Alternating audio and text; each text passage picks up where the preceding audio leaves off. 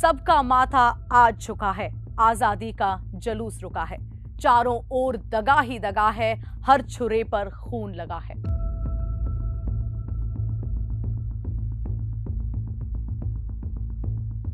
छतरपुर में हुए श्रद्धा murder case ने राजधानी में सनसनी मचाकर रख दी है। दिल दहला देने वाली इस घटना ने मानवता को शर्मसार कर दिया है।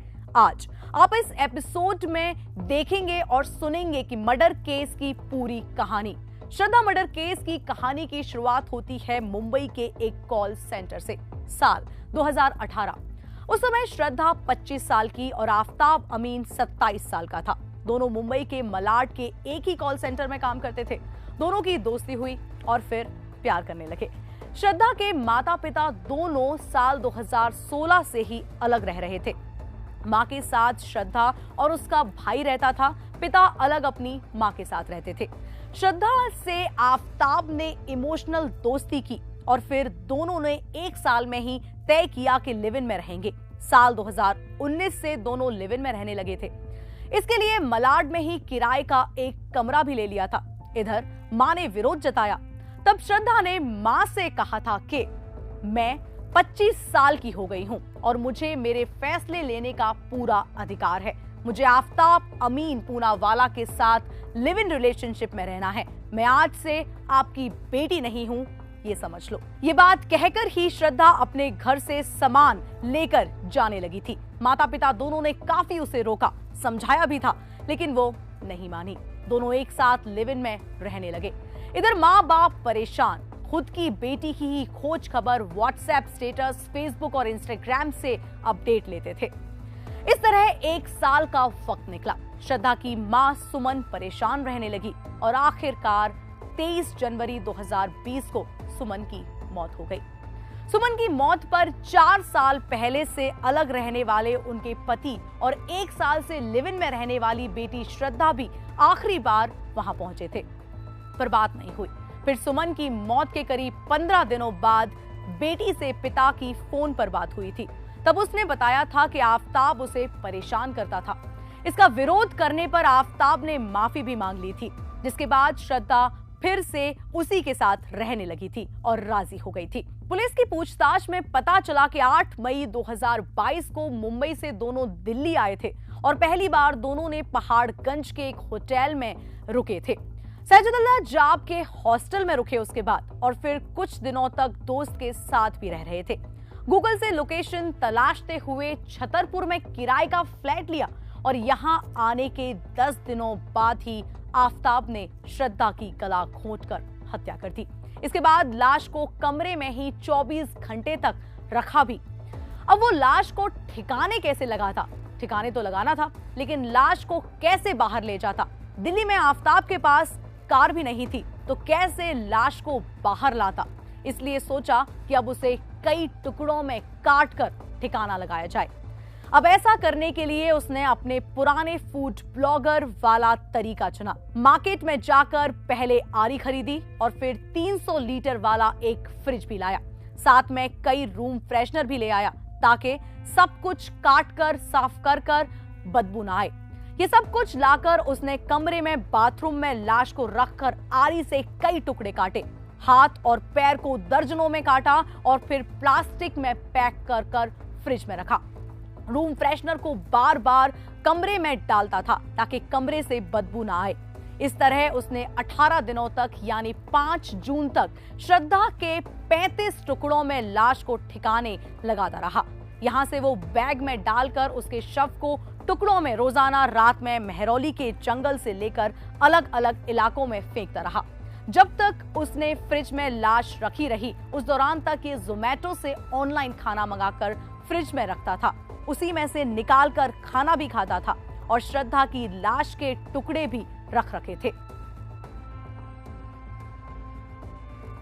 जी हां, इस बीच पिछले कई महीनों से पिता की बेटी से कोई बात नहीं हो रही थी। उसका फोटो भी अपडेट नहीं हो रहा था, ना ही फेसबुक पर और व्हाट्सएप पर कोई अपडेट आ रहे थे। इन अपडेट से ही पिता अपनी बेटी की खोज खबर लेते थे, लेकिन ऐसा नहीं होने से अपने बेटे को फोन कर उन्होंने कहा कि श्रद्धा से कोई बात हुई। श्रद्धा के एक कॉमन फ्रेंड का नंबर दिया उनके बेटे ने और इस पर बात हुई। उसने भी बताया कि पिछले 2 महीने से फोन पर बात नहीं हुई थी। तब शक और बढ़ गया और फिर शक हुआ कि कहीं ना कहीं और कुछ ना कुछ तो मेरी बेटी के साथ गलत हुआ है। इसके बाद पहले मुंबई में गुमशुदगी की शिकायत की और फिर 8 नवंबर को दिल्ली में आकर कंप्लेंट दी, जिसके बाद सर्विलांस की मदद से पुलिस ने केस का खुलासा किया। क्योंकि 19 मई से ही श्रद्धा का फोन बंद था, पिता का दावा है कि श्रद्धा बार बार आफताब से शादी करने की बात कहती थी, लेकिन वो सिर्फ फायदा उठाना चाहता था, इसलिए उसने मर्डर कर दिया। इसके बाद उसी कमरे में रहा, कॉल सेंटर में नौकरी भी करने लगा था और दूसरी लड़की से भी प्यार करने लगा था। उसे कमरे पर भी पिछले कुछ महीने से ला रहा था, लेकिन कभी भी किसी को शक नहीं हुआ। जांच में ये बात सामने आई कि श्रद्धा के मर्डर के करीब 1 महीने आफताब ने एक दूसरी लड़की को अपने फ्लैट पर बुलाया था। इस लड़की से उसकी दोस्ती डेटिंग ऐप के जरिए हुई थी। दोनों घर के अंदर मौज मस्ती कर रहे थे। आरोपी ने बताया कि उस लड़की को जरा सी भी भनक नहीं थी कि फ्रिज में शव के टुकड़े रखे हुए हैं। जांच में पता चला कि आफताब ने श्रद्धा के कई बॉडी पार्ट्स को कबर्ड में, किचन में और फ्रिज में छिपाकर रख दिया था। जब उसने श्रद्धा की हत्या की थी, उसके बाद शव को बाथरूम में रख दिया था। वहां उसे शव को काटा था। उस दौरान जो खून फर्श पर बिखरा था, उसे सल्फर हाइपोफ्लोरिक एसिड की मदद से साफ करने की कोशिश की थी, ताकि जांच एजेंसियों को कोई सबूत न मिले।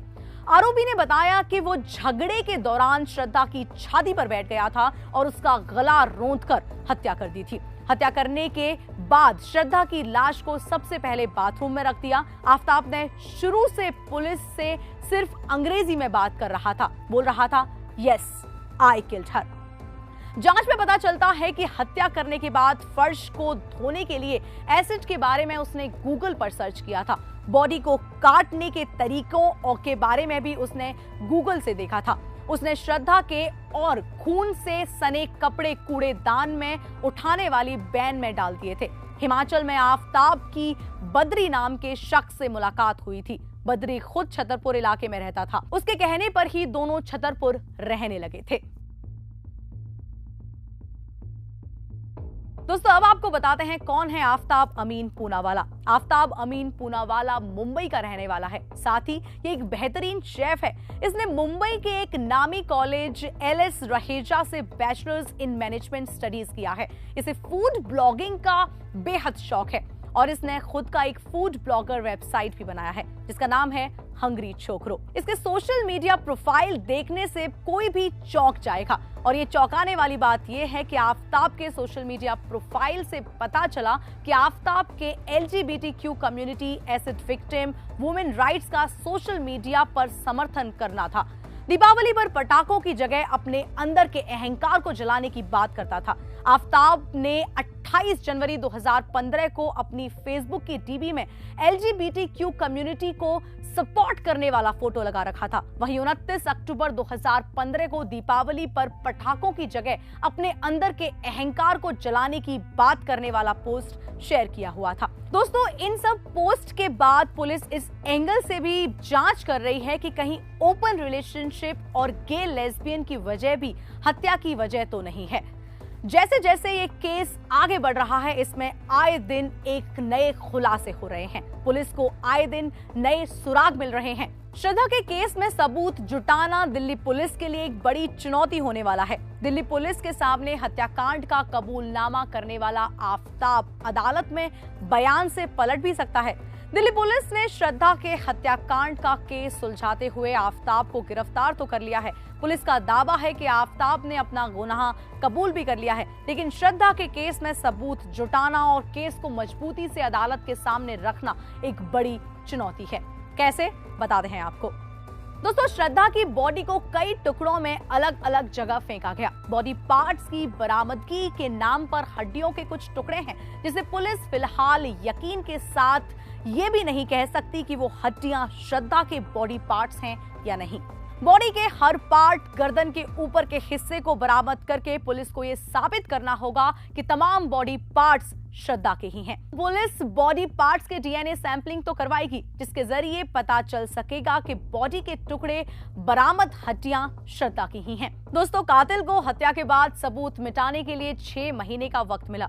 इस दौरान आफताब ने घर में फैले खून के धब्बों को केमिकल से कई बार साफ किया। फोरेंसिक टीम को कमरे में जांच के बाद क्या खून के धब्बे मिलेंगे? जिस फ्रिज में बॉडी पार्ट रखे गए थे, उस फ्रिज को भी केमिकल से पूरी तरह आफताब ने साफ कर दिया था। खून के धब्बों का नामो निशान नहीं था। फोरेंसिक टीम ने फ्रिज की जांच पड़ताल भी की है। ऐसे में किस तरह से सबूत इकट्ठा होंगे? आसपास के तमाम सीसीटीवी फुटेज दिल्ली पुलिस ने खंगाले, उस रूट का भी जहां से आफताब बॉडी पार्ट को ठिकाने लगाने जाता था, लेकिन कहीं कोई सीसीटीवी नहीं मिला। दरअसल हत्याकांड 18 मई को अंजाम दिया गया था। क्या 6 महीने तक किसी सीसीटीवी का बैकअप रहता है? इस केस में पुलिस के सामने ये तमाम चुनौतियां हैं, जिससे पुलिस को पार पाना ही होगा ताकि श्रद्धा को इंसाफ मिल सके। आप देख रहे थे दैनिक जागरण।